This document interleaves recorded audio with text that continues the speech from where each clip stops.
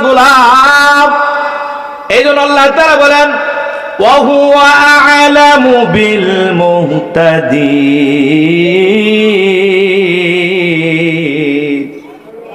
আল্লাহ রাব্বুল আলামিন বলে দুনিয়ার মানুষ শোনো, তোমরা চাইলে কাউকে হেদায়েত করাইতে পারবে না, কারণ হেদায়েতের মালিক আমি আল্লাহ।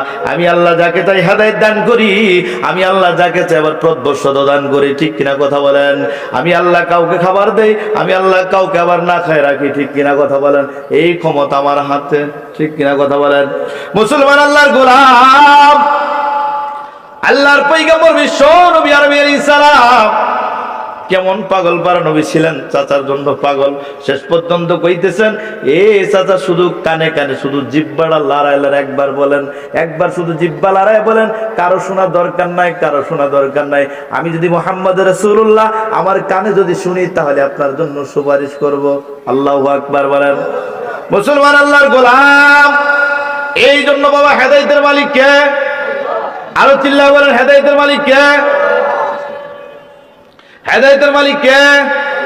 আল্লাহ যদি চায় বান্দাকে হেদায়েত দিবে, পৃথিবীর কোনো অপশক্তি নাই বান্দার কাছ থেকে হেদায়েত ছিনিয়ে নিবে পারবে? এজন্য বাবা হেদায়েত আল্লাহর কাছে চাইবো, কারণ হেদায়েতের মালিক আল্লাহ, রিজিকের মালিক আল্লাহ, বৃষ্টি দেওয়ার মালিক আল্লাহ, ক্ষমতায় বসানোর মালিক আল্লাহ, ক্ষমতা থেকে কাম ধরে নামানোর মালিক আল্লাহ। কথা কয় না?